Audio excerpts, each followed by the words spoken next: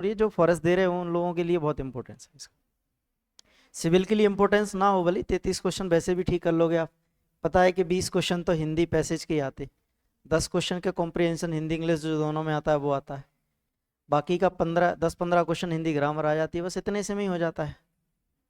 लेकिन कहीं ना कहीं जो फॉरेस्ट दे रहे हैं उन लोगों के लिए जरूरी है। चलिए, तो सिलेबस आपको पता होगा, सिलेबस ऑलमोस्ट 2024 से पहले वाला ही है, बस ये कि ये जो पॉइंट है नया ऐड हुआ है, जीवन शैली और प्रतिबल, बाकी सब पहले से ही है। और 2024 का जो पेपर था उसमें लगभग पेपर का जो वेटेज था क्वेश्चंस का वो इक्वल था, जैसे इससे 10 क्वेश्चन आए थे, इससे 10 क्वेश्चन थे, संचार कौशल यानी कम्युनिकेशन से 10 क्वेश्चन थे, रीजनिंग से 15 क्वेश्चन थे, ये दोनों पार्ट से मिला के, ये भी रीजनिंग का पार्ट है और ये भी रीजनिंग का पार्ट है। डिसीजन मेकिंग से 10 क्वेश्चन और मैथ से 15 क्वेश्चन। और जो हिंदी वाला सेक्शन है इससे 10 क्वेश्चन ग्रामर से थे और 20 क्वेश्चन कॉम्प्रिहेंशन से थे। तो जिन लोगों को फॉरेस्ट देना है तो मिला जुला सेक्शन रहता है। मैथ से हो सकता है जैसे अभी 30 क्वेश्चन पूछे गए 2024 में, कभी कभी 40-45 तक भी पूछे गए, और कभी कभी ऐसा भी होता है 7, 8, 10, 12, 15 हो, मतलब मिनिमम 10 क्वेश्चन पूछे जा सकते हैं, तो कम भी हो सकता है। लगभग 30-35 का वेटेज लगभग रहता है मैथ्स और रीजनिंग का। बड़े इजी इजी से क्वेश्चन आते हैं, लेकिन इतने भी इजी नहीं होते, जब तक नहीं पढ़ोगे तब तक नहीं हो सकते। जैसा एक पहला सवाल आया था, निम्नलिखित आंकड़ों की माध्यिका मीडियन क्या होता है, तो जिन्होंने मेंस में पढ़ा होगा उनको आता होगा मीडियन कैसे हल करते हैं। तो मीडियन में जो डाटा दिया होता है पहले तो उसको अरेंज करना होता है असेंडिंग या डिसेंडिंग ऑर्डर में, आपको जो जैसा ठीक लगे। जैसे इस क्वेश्चन को देखोगे तो इसमें सबसे छोटा 5, फिर 8, 9, 13, 17, 19, 26, 26 और 29। उसके बाद हम इनको काउंट कर लेते हैं कितने हैं, तो आप देखेंगे शायद 9 हैं। ये पदों की संख्या, नंबर ऑफ टर्म्स 9 है। अगर ये पदों की संख्या कैसी हो, विषम हो, ऑड हो, तो इसके लिए एक फॉर्मूला होता है माध्यिका या मीडियन, n+1/2th टर्म। ये पता हो बस उसके लिए हमें।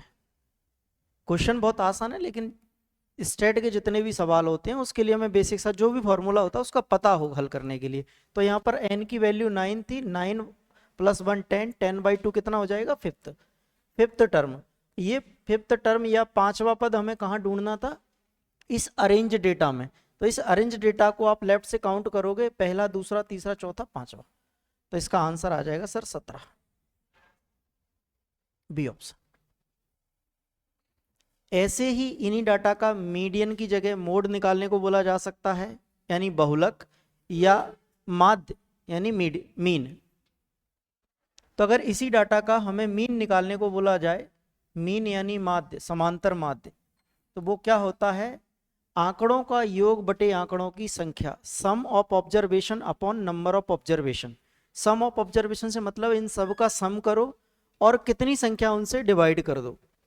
तो मैं इसके मीन की बात करूं, ये मैं साथ साथ इसलिए बता रहा हूं, ऐसे सबसे तो क्वेश्चन पूछ नहीं गए, लेकिन हम अगर सीख रहे हैं तो वो भी सीख सकते हैं। तो मीन को x बार से डिनोट करते हैं। अगर इनका मीन निकालें तो इन सबको जोड़ दें हम, 5 + 8, 9 + 13 + 17 + 19 + 26 + 26 + 29, और ये कितने पद हैं, 9। इनके सम को इससे भाग देंगे तो यहां पर निकलेगा सर ये मीन का मान, ठीक है। और अगर इसका बहुलक निकालना है हमें, बहुलक को मोड बोलते हैं इंग्लिश में। तो बहुलक क्या होता है सर, जो पद सबसे ज्यादा बार रिपीट हुआ हो। जब आप इसमें देखोगे कि सर 5 से लेकर 29 तक सभी संख्या एक एक बार आई हैं, केवल और केवल 26 2 बार आया है, तो इसका जो बहुलक है वो 26 होगा। तो उम्मीद है कि हम तीनों बातें सीख गए होंगे, यहाँ से तीनों चीजें सीख पाए होंगे। मीडियन कैसे निकालते हैं, मोड कैसे निकालते हैं, और मीन कैसे निकालते हैं। एक क्वेश्चन इनसे रिलेशन पर आ जाता है कभी, मीन मोड मीडियन का रिलेशन संबंध क्या होता है? तो इनका जो संबंध होता है, मोड बराबर यानी बहुलक is equal to 3 median minus 2 mean. काम की बात है, याद रखिएगा, किसी को नहीं पता हो तो नोट कर लीजिएगा। ऐसा क्वेश्चन आ सकता है। मतलब उस केस में क्या होगा, आपको मीडियन की वैल्यू दे देगा या मोड या मीन में से किसी एक की दे देगा, कोई एक फाइंड करने को बोलेगा। जैसे मैं बोलूं कि एक सीरीज की का माध्य 24 तथा माध्य का 36 है, तो बताइए उसका बहुलक कितना होगा। तो इस तरीके से इस रिलेशन से निकलेगा वो क्वेश्चन। नेक्स्ट 18 लोगों के एक समूह में 10 फ्रेंच पढ़ते हैं, 11 अंग्रेजी पढ़ते हैं, जबकि 6 इन दोनों में से कुछ भी नहीं पढ़ते हैं, तो उनमें से कितने फ्रेंच और अंग्रेजी दोनों पढ़ते हैं? फ्रेंच और अंग्रेजी दोनों पढ़ते हैं। सर टोटल लोग कितने हैं? 18। 18 में से 6 को किसी से कोई मतलब नहीं है, 6 कुछ भी नहीं पढ़ते, तो 6 को हमने माइनस कर दिया, बाहर कर दिया। अब 12 लोग ऐसे हैं जो या तो फ्रेंच पढ़ते या बोलते हैं या इंग्लिश पढ़ते हैं। 12 ही लोग हैं पढ़ने वाले, या तो फ्रेंच या इंग्लिश। तो हमने कहा 12 में से फ्रेंच बोलने वाले लोग कितने हैं सर? 10 पढ़ने वाले। और इंग्लिश पढ़ने वाले लोग कितने हैं? 11। अगर हम इन दोनों को जोड़ते हैं तो ये कितने बन गए सर? 21। 21 लोग नहीं है, लोग तो 12 ही थे बोलने वाले, वो पढ़ने वाले केवल। तो 21 कैसे हुए? 21 इसलिए हो गए क्योंकि कुछ लोग ऐसे हैं जो दोनों बोलते होंगे, फ्रेंच के साथ साथ इंग्लिश भी पढ़ते होंगे और इंग्लिश वाले फ्रेंच भी पढ़ते होंगे। तो हमने इस टोटल में से जो एक्चुअल है हमारे पास उनको माइनस कर दो, उनको माइनस करोगे तो 9 आ जाएगा। 9 ये ऐसे हैं जो दोनों बोथ फ्रेंच एंड इंग्लिश दोनों को पढ़ते हैं, फ्रेंच और इंग्लिश दोनों पढ़ने वाले लोग। 80+। इसमें क्वालिफाइंग मार्क्स क्या होते हैं? 33%। 33 क्वेश्चन ठीक कर देना बस, इसमें भी डाउट है क्या? चलो एक साधारण ब्याज का क्वेश्चन पूछा था, बहुत सरल सा क्वेश्चन है, थोड़ा सा लेंदी कह सकते हो। एक आदमी है, उसके पास 9,000 रुपये हैं, वह 3,500 रुपये को 6% की दर से, 3,000 को 5% के रेट से और बाकी को किस दर से इन्वेस्ट करे कि उसको कुल मिला के 450 रुपये ब्याज के रूप में प्राप्त हो। 3 भागों में बांट दिया। आप इतना जानते होंगे, साधारण ब्याज सिंपल इंटरेस्ट यानी साधारण ब्याज बराबर क्या होता है? Principal into rate into time बटे 100। इतना सब जानते होंगे। मूलधन इंटू दर इंटू समय बटे 100। अब देखिए 9,000 रुपये हैं, 9,000 में से 3,500 रुपये को किस दर पर उधार दिया है? 6% की दर से। 1 साल के लिए दिया है, मल्टीप्लाई करना है कर दो, PRT बटे 100 प्लस 3,000 रुपये को 5% की दर से 1 वर्ष के लिए दिया बटे 100 प्लस अब कितना बचा है सर? ये 6.5 हो गया, मतलब 2,500 रुपीज। इसको पता नहीं है, हमने कहा R% की दर से 1 साल के लिए उधार दिया, तो 1 वर्ष के बाद उसको 400 रुपये 450 रुपये मिलते हैं। तो ये पूछा गया है कि जो तीसरा हिस्सा है उसको किस रेट पर उधार दिया गया है। अब आप इसको कैलकुलेट करेंगे, 2 जीरो से ये 2 जीरो, इन 2 जीरो से 2 जीरो कैंसिल आउट हो जाएंगे, 2 से 2, तो ये 35 के 210, 30 पंजे 150, 150 प्लस 25R बराबर 450 हो गया। अगर ये 210 और 350 को मिलाकर कितना हो गया? 360। इसको इसमें से माइनस करते हैं तो 25R बराबर क्या 90 बचेगा, तो R बराबर क्या आ जाएगा? 3.6% आ जाएगा। 3.6 ए ऑप्शन। मतलब क्वेश्चन बहुत आसान, जैसा लिखा है सिलेबस में कि 10th स्टैंडर्ड के ही क्वेश्चन होंगे, वैसे ही क्वेश्चन आते हैं। नेक्स्ट, 4 क्रमागत विषम संख्याओं का औसत 18 है। इन संख्याओं में सबसे बड़ी और सबसे छोटी संख्या का प्रोडक्ट बताइए, गुणनफल बताइए। तो आपको औसत पता होगा सर, एवरेज क्या होता है? बोले एवरेज बराबर होता है सम ऑफ ऑब्जर्वेशन यानी सम अपॉन नंबर्स। जैसा मीन के बारे में बताया वैसा ही औसत होता है, मीन औसत एक ही बात होती है। तो इनका औसत 4 क्रमागत विषम संख्या ऑड नंबर है। मैंने कहा एक ऑड नंबर अगर x है तो अगला ऑड नंबर 2 के बाद आता है। सर हर ऑड नंबर में या इवन नंबर में 2 का अंतर होता है, जैसे 1 के बाद 3, 3 के बाद 5, 5 के बाद 7, 2 का डिफरेंस। ऐसे इवन नंबर में होता है 2, 4, 6, 8, 10। मतलब सम और विषम में दो दो का डिफरेंस होता है। तो मैंने कहा एक ऑड नंबर, एक विषम संख्या अगर x है तो अगली क्या होगी, x+2 होगी, तीसरी क्या होगी, x+4 होगी, और चौथी x+6 होगी।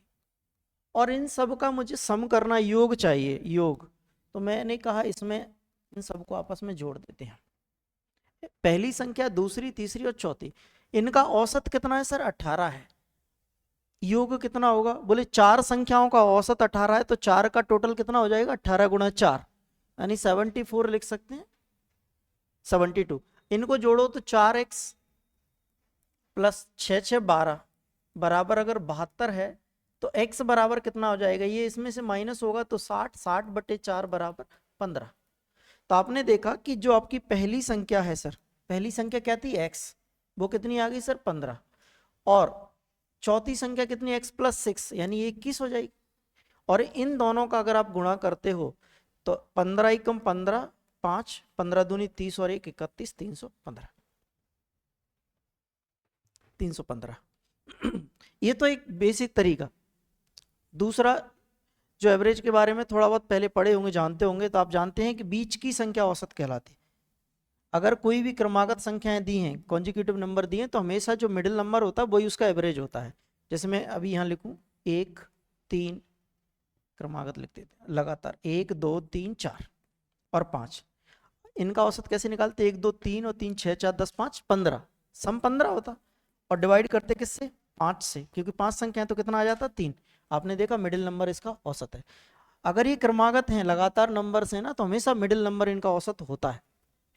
तो वही केस अगर हम यहाँ पे अप्लाई करते कि सर 18 औसत है, तो इसका मतलब ये है कि चार संख्याएं, दो इसके लेफ्ट में होंगी, दो इसके राइट में।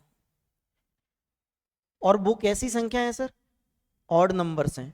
18 तो ऑड नहीं है, 18 तो इवन है। तो इससे पहले ऑड नंबर क्या होगा, 17, और उससे पहले का ऑड नंबर 15, इसके बाद का ऑड नंबर 19, और इसके बाद का नेक्स्ट ऑड नंबर 21 होगा।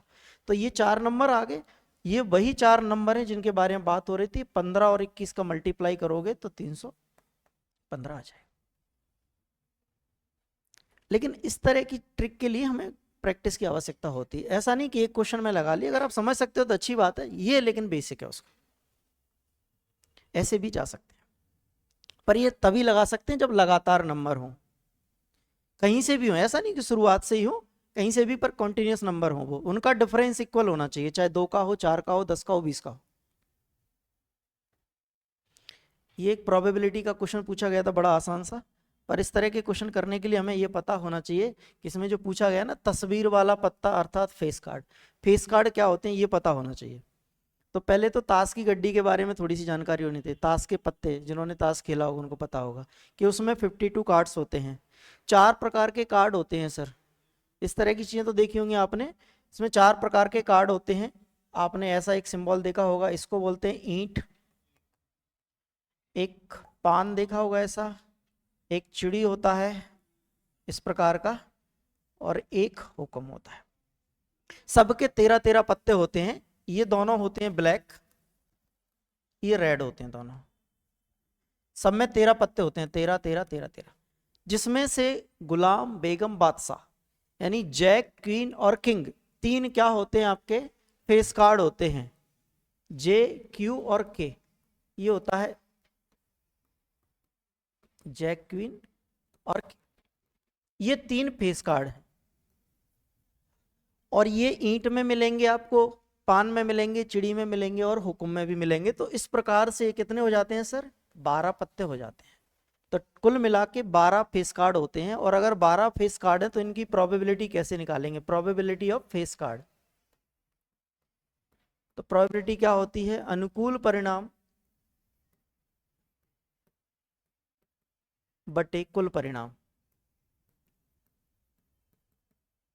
अनुकूल परिणाम जिनसे हमें रिजल्ट निकालना है, कितने फेस कार्ड हैं, मतलब कुल मिला के 12। कुल परिणाम मतलब ताश के पत्ते कितने होते हैं, 52। 4 से भाग दिया 3 बार, 4 से 13, 3/13, डी ऑप्शन। ठीक है, मेंस वालों ने तो पढ़ा है पहले। हाँ जी, पढ़ाएंगे। नेक्स्ट, यदि एक संख्या 5a108 11 से पूर्णतः विभाजित है तब a का मान क्या होगा। ये डिविजिबिलिटी का क्वेश्चन है। तो डिविजिबिलिटी हमें पता हो, जैसे जनरली 7 का, 8 का, 11 का, इस तरह की डिविजिबिलिटी आती है। जैसे 2 का, 4 का, इनकी डिविजिबिलिटी बहुत आसान होती है। तो इसके लिए मैं एक क्वेश्चन करने से पहले एक ये दिखा रहा हूँ आपको एग्जाम्पल कि 11 की डिविजिबिलिटी कैसे चेक करते हैं। जैसे 5 डिजिट हों तो हम इनके ऑल्टरनेट डिजिट का सम करते हैं। जैसे 1 के बाद 6 और इधर 1 है, तो इनका सम कितना हो जाएगा, 1 और 6 एक साथ 8, और इसके बाद वाले ऑल्टरनेट डिजिट है, इनका सम कितना हो गया 8। इन दोनों का अंतर कर देते हैं। इन दोनों का अंतर क्या आ गया, 0। या तो 0 आ जाए या 11 का प्रोडक्ट फैक्टर 11, 22, 33 कुछ भी आ जाए, या तो 11 का कोई फैक्टर आ जाए या फिर 0 आ जाए इनका अंतर, तो वो 11 से डिविजिबल होगा। नंबर के बारे में पता होना चाहिए। जैसे ये नंबर है सर, इसमें 7 और 1 8, 8 और 2 10, तो इसका सम कितना आ गया 10। नीचे वाले इनके बाद वाले जो डिजिट बचे हैं 9 और 8 17, 17 और 4 21, इनका अंतर कितना आ गया सर 11। आप बोलोगे -11, -11 नहीं, आप प्लस में ही लेना, डिफरेंस देखना, डिफरेंस कितना आ गया 11। इन दोनों का डिफरेंस अगर 11 आ गया तो ये भी 11 से डिविजिबल है और ये अंक भी 11 से डिविजिबल है। अगर ये समझ में आ गई बात तो हम इस क्वेश्चन को कर सकते थे। इसमें कहा गया 5a108 11 से डिविजिबल है, तो हमने इनके ऑल्टरनेट डिजिट का सम किया, तो 5 1 6 6 8 14 14, और ये क्या हो जाएगा a प्लस 0, a प्लस 0। इनका डिफरेंस कितना आना चाहिए, या तो 0 आ जाए या फिर क्या आ जाए 11, या 11 का प्रोडक्ट आ जाए। तो हमने कहा 14 में से a जाएगा, 14 माइनस ये बचा। अब तो a का मान ऐसा रख दो, या तो 0 बन जाए 11 बन जाए। तो हमने कहा अगर इसको 11 बनाना है तो 3 रख सकते हैं, और 0 बनाना है तो कितना रखना पड़ेगा, 14 माइनस करना पड़ेगा। लेकिन a सिंगल डिजिट है, जबकि 14 के लिए तो डबल डिजिट चाहिए, तो 1 में से 3 माइनस करते हो तो 11 आ जाता है। तो a का जो मान होगा वो कितना होगा सर, 3 होगा। a का मान 3 होगा। एक DI से क्वेश्चन आया था, बहुत साधारण सा सिंपल सा क्वेश्चन था। इसमें बोला गया था कि यदि मकान के किराए पर होने वाला प्रति माह खर्च 18,000 रुपये है तो प्रति माह भोजन और परिवहन, मकान हाउस रेंट पर होने वाला खर्च कितना है 18,000, 18K है।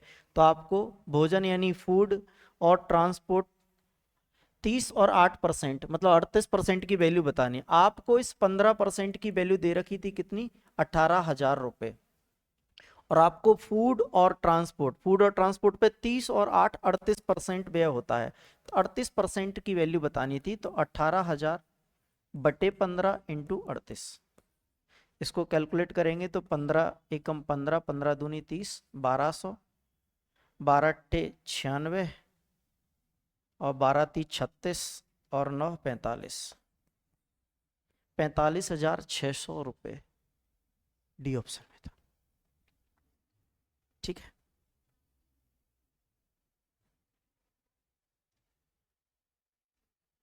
नेक्स्ट, 3 अंकों वाली सभी संख्याएं जो 7 से डिविजिबल हैं। 3 अंक वाली, केवल 3 डिजिट नंबर की बात कर रहे हैं, केवल 3 डिजिट वाली संख्या होना चाहिए।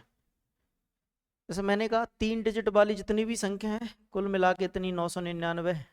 अगर 1 से मैं शुरू करूं तो 999 तक जाऊं तो ये 3 अंकों वाली संख्या ही है सारी, है ना। सबसे छोटी 3 डिजिट की संख्या कितनी है, 101, 100। 100 से नीचे की संख्या किससे कितनी है, 2 डिजिट नंबर है।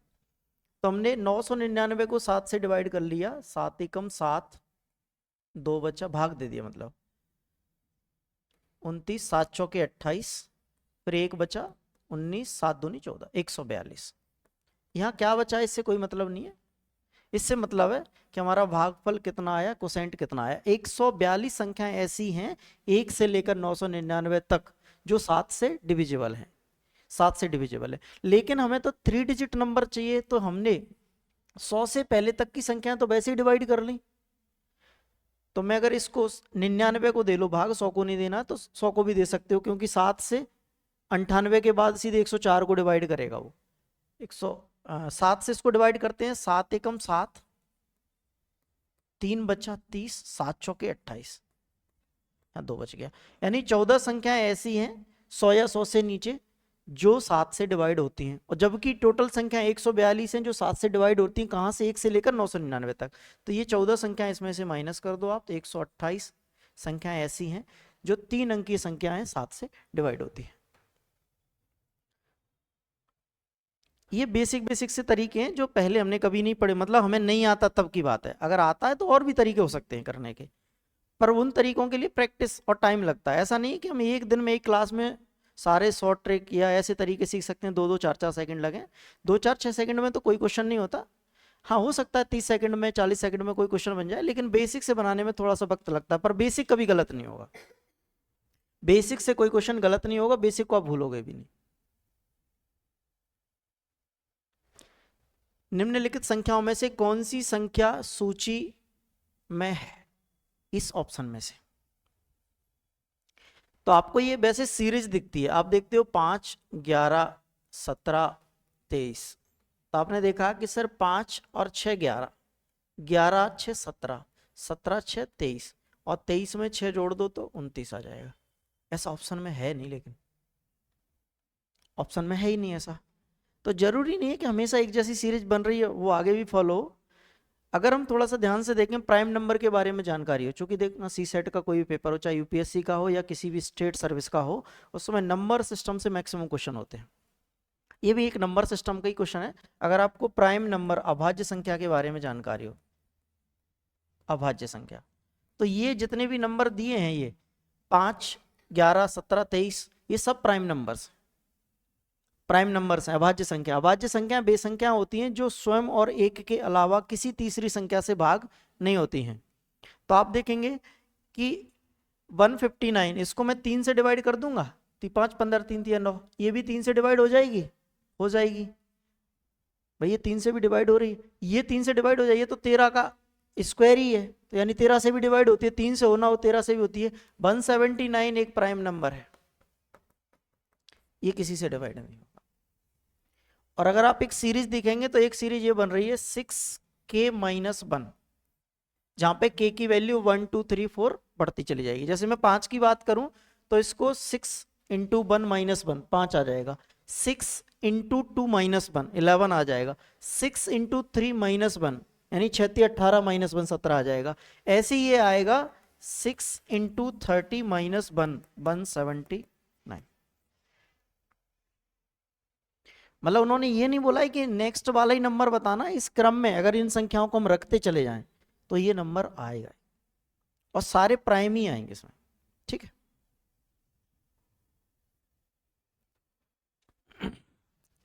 ये भी एक क्वेश्चन औसत का दिया।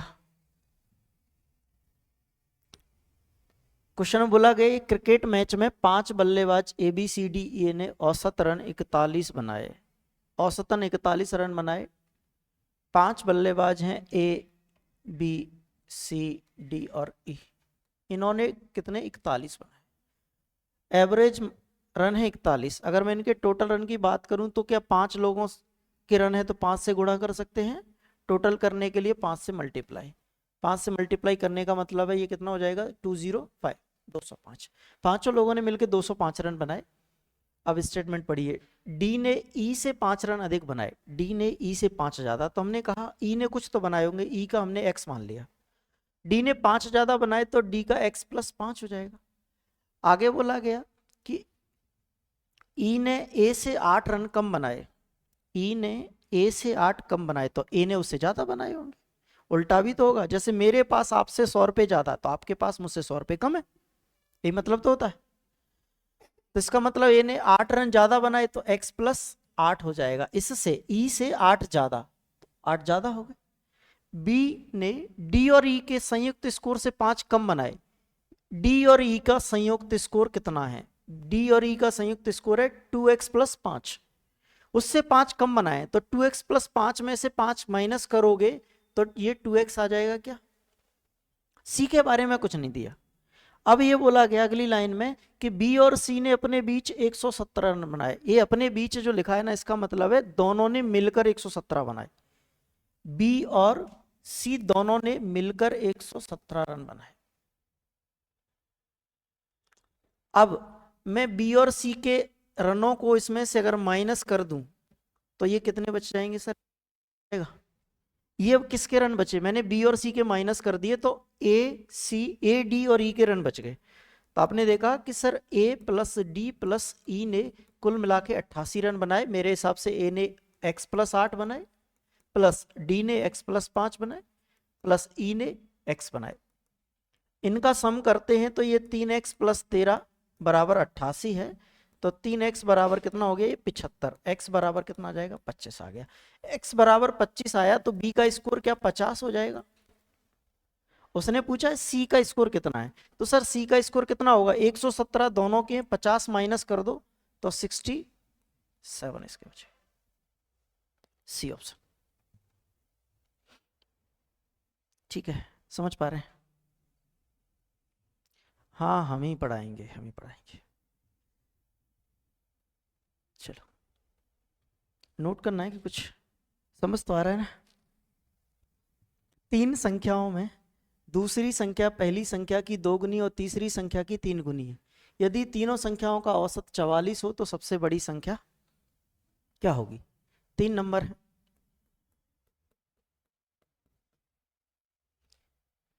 दूसरी संख्या पहली की 2 गुनी, अगर ये 1 होता तो इसका डबल हो जाएगा 2, और तीसरी की 3 गुनी है। सर 3 गुनी करनी है तो मैं इसको 2 ले लेता हूं, इसको मिटा दें 1 मिनट के लिए। इसको 2 ले लूं, इसकी 3 गुनी है तो ये 6 हो जाएगी, और पहली की 2 गुनी है तो इसकी आधी रहेगी यानी 3 हो जाएगी। क्या इस बात को आप समझ पाए मैंने जो लिखा है? पहला स्टेटमेंट छोड़ के दूसरा पढ़ें। दूसरा लिखा है कि दूसरी संख्या तीसरी की 3 गुनी है, तो मैंने इसको 1 ना मानते हुए 2 मान लिया, इसलिए क्योंकि इसका आधा करना आसान रहेगा। तो इसकी 3 गुनी है, यानी आप ऐसा ना करते तो आप 1 भी मान लेते। इसको 1 मान लिया हमने, तो इसका 3 गुना 3 हो जाएगा, और ये इसकी डबल है मतलब ये इसकी आधी हो जाएगी। आधी मतलब 1.5 हो जाएगी। और अगर इन तीनों को रेशो समझ लो या कुछ भी समझ लो, इनका सम करता हूं मैं, 1.5 और 3 4.5 और 1 5.5। 5.5 की वैल्यू मुझे सवाल में दे रखी है कितनी? अच्छा, औसत 44 दे रखा है। औसत 44 है 3 संख्याओं का, तो 3 संख्याओं का टोटल कितना होगा? इतना। टोटल कैसे निकालते हैं? औसत में उन्हीं संख्याओं का मल्टीप्लाई करके निकालते हैं। अगर मैं यहां से डेसिमल हटाऊं तो नीचे 10 लिख सकता हूं। 5 दूनी 10, 5 से 11 बार कट जाएगा, 11 से ये 44 4 बार कट जाएगा। तो मुझे 1/2, यहाँ पे कुछ भी मान लो आप, x मान लो ऐसा कंफ्यूजन के लिए, तो 1/2x बराबर अगर 12 है तो x बराबर कितना आ जाएगा? 24 आ जाएगी। x बराबर 24 आ गया। x बराबर 24 आ गया। वो आपसे पूछ रहा सबसे बड़ी संख्या। सर सबसे बड़ी संख्या 3x है। x बराबर अगर 24 है तो 3x बराबर क्या 72 होगा? 24 दिया। देखो ये एक डिस्कशन है, एक पेपर है जिसमें 30-35 क्वेश्चन एक दिन में 1 घंटे में कराने, इसलिए थोड़े से स्पीड से होते हैं। जब हम इन्हीं चीज़ों को चैप्टर वाइज पढ़ते हैं तो थोड़ा सा आराम से भी होते हैं, और एक टाइप के 2-3 क्वेश्चन होते हैं तो वो समझना और ज़्यादा आसान होता है। तो जो लोग फॉरेस्ट दे रहे होंगे या जिनको पढ़ना होगा तो उनके लिए ऑनलाइन ही क्लास चलेगी, 1-2 दिन में शुरू हो जाएगी, तो उसको आप अटेंड कर सकते हैं। क्योंकि यहाँ पर तो आपको क्लास देना मुश्किल है थोड़ा सा। आज ही लोग चेहरे देख रहे हैं कहाँ से आए व्यक्ति। चलो कोई बात नहीं, एक दिन तो 1 घंटे झेल सकते हैं, थोड़ा सा 10-15 मिनट का समय और बचा है। एक संख्या 198 को 3 भागों में इस प्रकार डिवाइड किया गया कि पहले भाग का 1/2, दूसरे भाग का 1/3 और तीसरे भाग का 1/4 सभी बराबर है। पहले भाग का 1/2, दूसरे भाग का 1/3 और तीसरे भाग का 1/4 आपस में बराबर है। अगर कभी इस तरह का रिलेशन दिया हो और ऊपर बटे में कुछ ना हो, जैसे 1/2, 1/3, 1/4, ऊपर 1 हो अंश में, नुमेरेटर में, तो आप सीधे इनका रेशो लिख सकते हैं 2:3:4। मतलब पहले दूसरे और तीसरे का जो रेशो है वो आप ऐसा लिख सकते थे 2:3:4। लेकिन बहुत सारे लोगों को ऑब्जेक्शन होगा कि लिखा कैसे, तो मैं आपको ये बता दूं कि इसको आप ऐसा तो कह सकते हो किसी एक चीज के बराबर होगा। तो आप यहाँ से पहली संख्या क्या बोल सकते थे? 1/, पहली संख्या का आधा के बराबर है, तो पहली संख्या क्या 2k के बराबर नहीं हो जाएगी? इसी प्रकार से दूसरी संख्या 3k के बराबर, और तीसरी संख्या 4k के बराबर हो जाएगी। वो कह रहा है तब सबसे बड़े भाग का मान बताइए। सर तीनों भागों का कुल मान कितना? 5 4 9k। 9k की वैल्यू कितनी है? 198। तो k बराबर कितना आ जाएगा? 9 दूनी 18, 9 दूनी 18, 22। सबसे बड़ा भाग कौन सा है? 4k, तो 4k की वैल्यू कितनी हो जाएगी? 88। सब बेसिक क्वेश्चन है और बेसिक ही तरीका है। फूलों की क्यारी में पहली पंक्ति में 23 गुलाब के पौधे हैं, दूसरी में 21, तीसरी में 19 तथा अंतिम पंक्ति में 5 गुलाब के पौधे हैं। फूलों की क्यारी में पंक्तियों की संख्या बताइए। शायद पढ़ के सवाल अटपटा सा लगे, समझ में ना आए एक बार में। अगर हम ये सोचते हैं कि केवल इतनी पंक्तियां दिखाई गई उतनी है, तो फिर आंसर ही आ जाता कि सर 4 पंक्तियों के बारे में बात कर रहा है, इसका मतलब है बीच में पंक्तियां, वो हमें बताना है। भाई बोल रहा है कि पहली जो लाइन है उसमें 23 फूल हैं, फिर 21 हैं, 19 हैं और लास्ट में जाके 5 है। इसका मतलब है कि बीच में कहीं ना कहीं लाइंस और है। अगर आप इसको देखोगे तो एक श्रेणी सीरीज बन रही है, यहाँ -2 हो रहा है, यहाँ -2 हो रहा है, सब में -2 होता जा रहा है, एपी एक सीरीज बन रही है। तो उसके पहले एक में 17 रहे होंगे, 15, 13, उससे पहले 11, 9 और 7। अगर आप इन सबको काउंट कर लोगे तो यही पंक्तियां हैं, 1 2 3 4 5 6 7 8 9 10, कुल मिला के 10। ऐसा नहीं कि ऐसे ही करना है, आप एपी सीरीज का फॉर्मूला लगाएं उससे हल करें, और उसमें आपको याद रखना है, मैथ्स का यूज करना है, इसमें थोड़ा सा दिमाग का यूज कर सकते हो आप। नेक्स्ट, ये भी एक सीरीज थी, इसमें बस इतना बताना था गलत कौन सा है। तो सर 2 के बाद 9 आ रहा है यानी 7 प्लस हो रहा है, 9 के बाद 18 यानी 9 प्लस हो रहा है, 18 से 29 यानी 11 प्लस हो रहा है, 29 से 43 या 14 प्लस हो रहा है। तो हमने देखा कि 9 7 11 2 2 बढ़ रहा था, यहाँ 2 ही बढ़ना चाहिए था। अगर ये 42 होता और 42 से 57 पे जाते तो यहाँ 15 प्लस होता, यहाँ अगर 13 प्लस हो जाता तो इसमें जो गड़बड़ है वो 43 में है, 43 की जगह 42 आना क्या चाहिए, इससे मतलब नहीं, हमें ये पता होना चाहिए कि गलत क्या है। नेक्स्ट, बोला गया ट्रेनिंग शब्द के अक्षरों का प्रयोग करके निम्नलिखित में से कौन से शब्द का निर्माण नहीं किया जा सकता। इसका मतलब ये कि जितने भी ये लेटर्स हैं ना, लेटर, इनसे कौन सा शब्द नहीं बनाया जा सकता दिए गए ऑप्शन में से? किंग। किंग नहीं बनाया जा सकता, क्यों? क्योंकि इसमें के नहीं है कहीं भी। एक क्वेश्चन आता है कौन सा बनाया जा सकता है, तब 3 ऐसे ऑप्शन होंगे जो नहीं बनाए जा सकते होंगे। जैसे क्वेश्चन पूछा था कि यहाँ क्वेश्चन मार्क की जगह क्या आएगा, तो ये लॉजिकल क्वेश्चन होते हैं, लॉजिक आपको लगाने होते हैं कि किस तरीके से जोड़ घटाव करें, मल्टीप्लाई करें, भाग करें, क्या करें कि आंसर आ जाए। तो आप इन दोनों का प्रोडक्ट देखेंगे, 10 गुणा 11 माइनस 6 गुणा 9, तो 110 माइनस 54 बराबर 56 आ गया। ऐसे ये 12 गुणा 10 माइनस 7 गुणा 8, 120 माइनस 56 बराबर 64 आ जाए।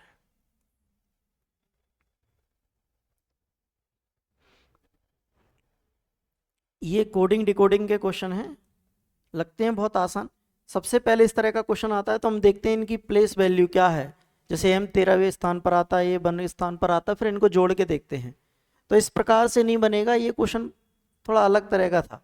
जैसे आप इनको जोड़ते हैं तो ये 59 कुछ सम आ रहा है, सबको जोड़ के देखते हैं, इसीलिए उसने 3 बार आपको हिंट दी, 3 अलग अलग चीज़ें देकर, मैनेजर, डायरेक्टर, असिस्टेंट। तो इसका लॉजिक क्या था, इसको देखेंगे आप। मैनेजर में आप वोवेल्स और कॉन्सोनेंट काउंट करो, तो वोवेल्स देखेंगे 1 2 3, और कॉन्सोनेंट काउंट करेंगे 1 2 3 4, 34। आप इसमें देखेंगे डायरेक्टर में वोवेल्स 1 2 3 और कॉन्सोनेंट 1 2 3 4 5, 35 बन गया। स्टाफ को बनाना है तो सर वोवेल्स 1 है, कॉन्सोनेंट 4 है, 40, 14 आ जाएगा। ठीक है, आ गया समझ? अब इसमें तो आपका लक है, आपका दिमाग उस समय काम करे, चल जाए तो ठीक है, नहीं तो फिर गलत हो जाते हैं।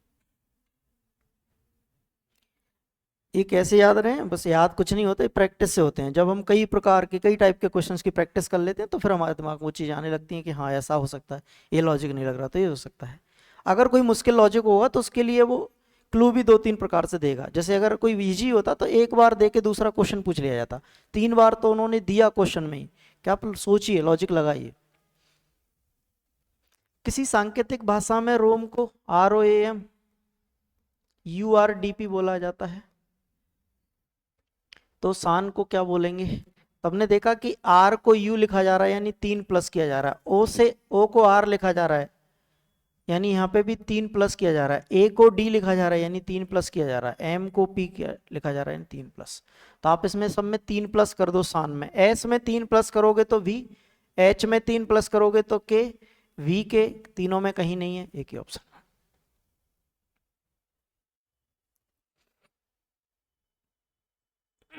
ये क्वेश्चन बहुत सारे एग्जाम में पूछा जाता है, बड़ा इलॉजिकल सा क्वेश्चन है, बहुत इजी सा क्वेश्चन है।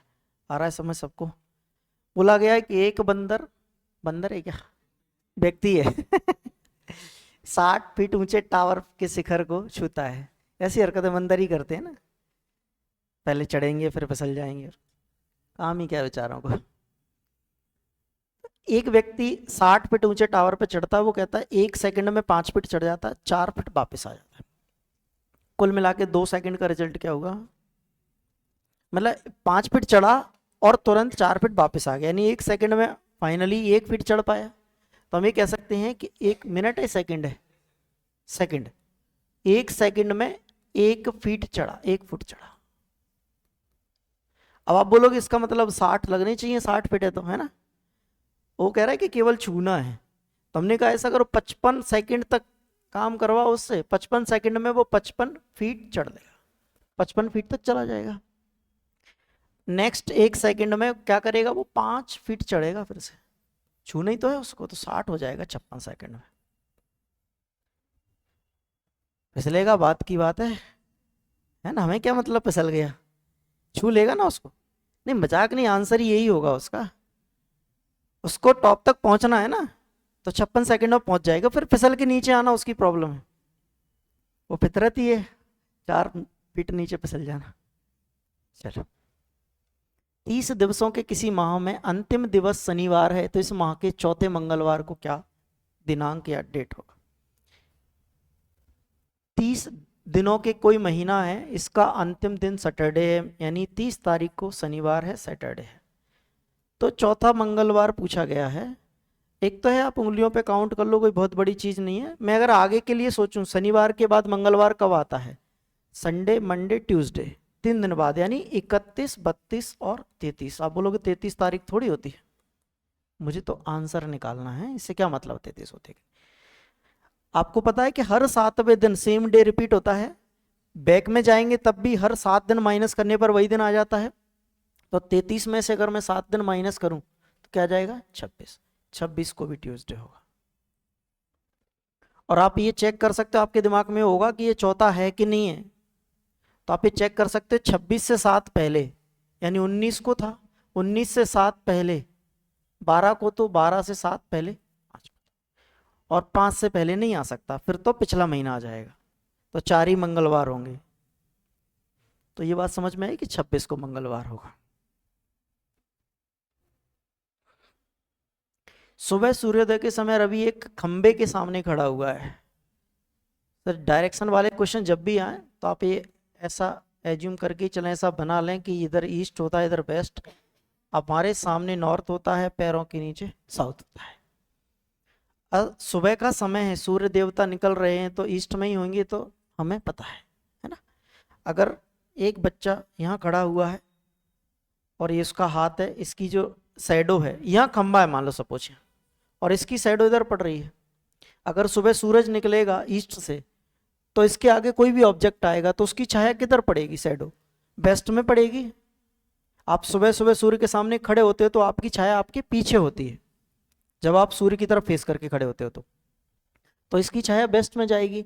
और अगर कोई व्यक्ति नॉर्थ की तरफ फेस करके खड़ा है तो इधर इसका लेफ्ट हैंड होगा, इधर इसका राइट हैंड होगा, और वो यही कह रहा है कि खंबे की जो छाया है वो रवि के बाईं ओर बन रही है, लेफ्ट साइड में बन रही है। तो रवि का मुंह किस ओर है? सर रवि का मुंह उस समय नॉर्थ की साइड होगा, उत्तर की ओर होगा, उत्तर की ओर। ये तो बहुत इजी से क्वेश्चन होते हैं। शीशा मिरर लगाया गया है, मिरर में देखने पर ये किधर बनेगी आकृति, तो ये पलट जाते हैं, जस्ट जो राइट में है वो लेफ्ट में पहुंच जाएगी। तो हमने देखा लेफ्ट में किसी में है, इसमें नहीं है, इसमें नहीं, इसमें नहीं, एक ही ऑप्शन में है। बाकी चीजें देखने की जरूरत नहीं, आप देखेंगे तो ये जो लेफ्ट में थी वो राइट में आ गई इसमें, अब ये दोनों सेंटर में थे तो ये पलटेंगे वैसे के वैसे ही दिखेंगे। अगर इनके कलर अलग अलग होते तो कलर दिखते आपको, क्योंकि वो ब्लैक कलर का है तो पलटने पर भी ब्लैक ही दिखेगा।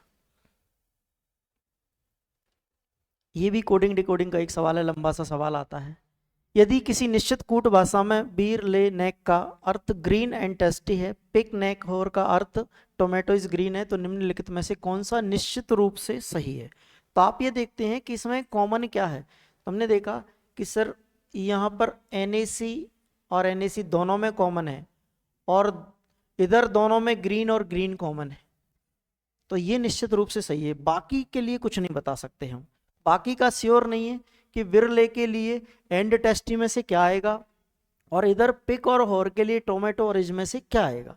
पर इतना निश्चित है कि ये नेक ऑप्शन है, ये डी ऑप्शन, ये होगा, निश्चित रूप से होगा कि नेक के लिए ग्रीन ही आए।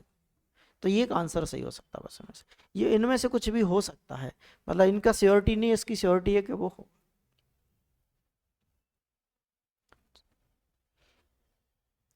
एक आपका स्लॉग से क्वेश्चन आया था, स्लॉग से क्वेश्चन पूछा गया कि कुछ क्रिकेट खिलाड़ी टेनिस खिलाड़ी हैं, ये पहला स्टेटमेंट है।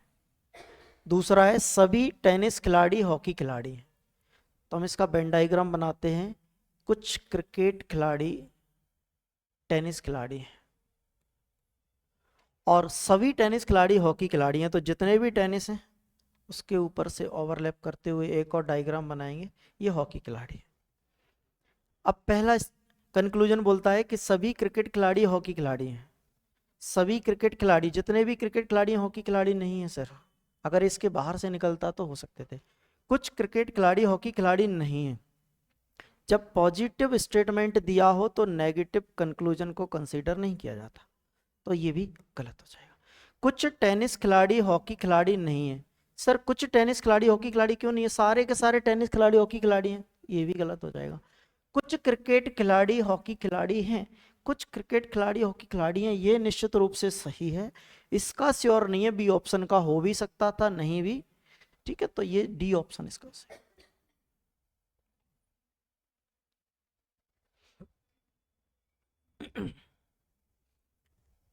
ये क्वेश्चन, ये लड़कियों की एक पंक्ति में रमा राधा के बाएं से 10वीं है एवं राधा बाएं छोर से 17वें स्थान पर है। क्वेश्चन मिसिंग है क्या कुछ? राधा, लड़कियों की पंक्ति में रमा राधा के बाएं से 10वीं है, ये एक लाइन है, ये लेफ्ट साइड है हमारी और ये राइट साइड है। क्वेश्चन मिसिंग है कुछ। राधा, राधा के बाएं से 10वीं है, तो हमने कहा यहां राधा है,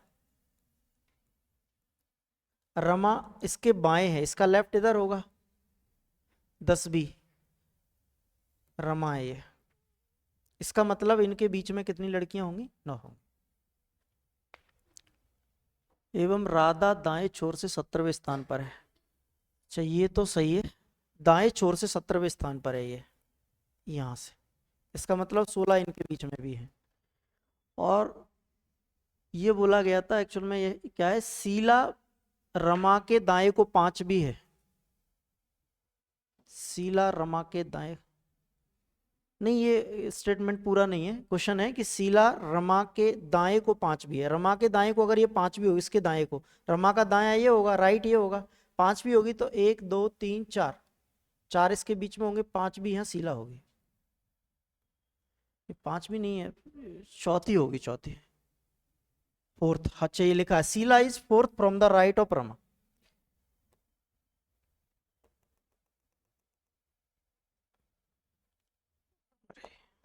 ये फोर्थ है शीला, तो इसका मतलब 3 इनके बीच में है। और शीला बाएं छोर से अगर 10वीं हो, यहां से अगर ये 10वीं हो, यहाँ 10वीं, तो ये एक तो खुद है, 3 ये 4 और एक 5, तो 5 इनके बीच में बैठे होंगे। अब आप इनको जोड़ेंगे तो यहाँ से टोटल निकल आएंगे कि सर यहाँ से लेकर यहाँ तक 5 लोग बैठे हैं, फिर एक रमा है, उसके बाद में शीला और रमा के बीच में 3 लोग बैठे हैं। चाहे आप इनको ना देखें, ऐसे देख ले, यहाँ से लेकर यहाँ तक कितने लोग बैठे हैं? 9, 9, और यहाँ से लेकर यहाँ तक 17।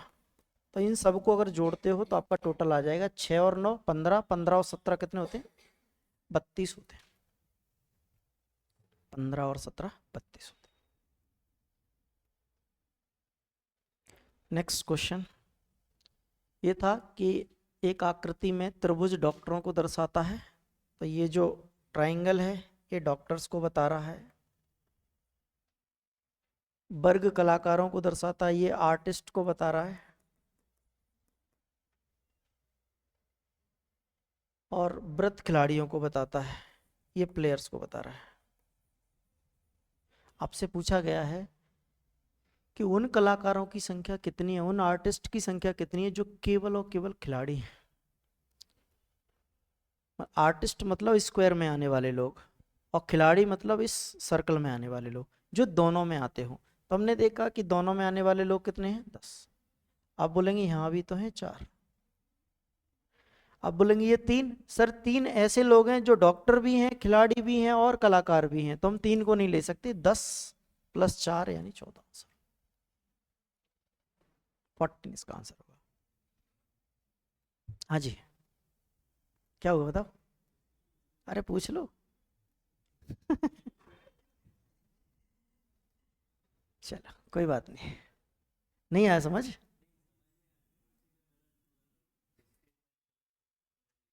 अच्छा, स्टेटमेंट गलत समझ लिया था। अच्छा, एक प्रिंटर एक किताब के पृष्ठ क्रमांकों को 1A से शुरू करता है। यदि 4S किताब का आखिरी पृष्ठ हो तो किताब में कुल कितने पेजेज हैं? ये जनरल मेंटल एबिलिटी के क्वेश्चन होते हैं, बहुत आसान आसान से होते हैं। जैसे आप उसने कहा कि ऐसे 1A 1B 1C ऐसे लिखा गया है, इसका मतलब है कि एक नंबर वाली जो सीरीज है इसमें कितने पेज रहे होंगे? 26। ए से लेकर जेड तक ही तो जाएगा। फिर जो 2 नंबर वाली सीरीज होगी तो उसमें भी A to Z 26, 3 नंबर वाली में भी 26 रहे होंगे, और 4 को कहाँ तक बोला गया है? एस तक। एस 19वें नंबर पर आता है, 19th। कुल मिला के इनको जोड़ो, 78, 8 6 18, 18 और 9 कितना होगा? 27, 8 और 1 9 97, 97। इसका उत्तर 97। ठीक है, तो इस प्रकार के क्वेश्चन आते हैं कुछ सी सेट के अंदर। बहुत आसान आसान आसान से क्वेश्चन रहते हैं, वो ज़्यादा मुश्किल कुछ नहीं आता उनके अंदर। एक क्वेश्चन ये पूछा गया था वेन डायग्राम का। देखो इसमें बोला गया कि गुलाब फूल और आम के बीच में संबंध को कौन दर्शाता है? गुलाब और फूल। गुलाब फूल की एक कैटेगरी है, तो अगर मैं इसको बोलूं कि ये फूल है तो इसके अंदर ये गुलाब आ जाएगा, और आम एक फ्रूट है तो फ्रूट इनसे अलग होगा। C option. ठीक है, चलिए आप में से फॉरेस्ट सर्विस के लिए कितने लोग दे रहे हैं? बस थोड़े से। अच्छा, आपको दूसरों के बारे में बताना, आप नहीं दे रहे हैं? दूसरों की चिंता बहुत है भाई। ठीक है, वैसे तो फॉरेस्ट सर्विस वाले एक्चुअल में क्या होता है, वो मैथ्स बैकग्राउंड से होते हैं, बट बायोलॉजी वालों को थोड़ी सी तकलीफ होती है, मैथ्स वाले तो कर ही लेते हैं। ठीक है, तो आज के लिए इतना ही। बाकी क्लासेस कभी यूट्यूब पे रहेंगी तो उनको जो देखना चाहें वो देख सकते हैं। ठीक है, थैंक यू सो मच।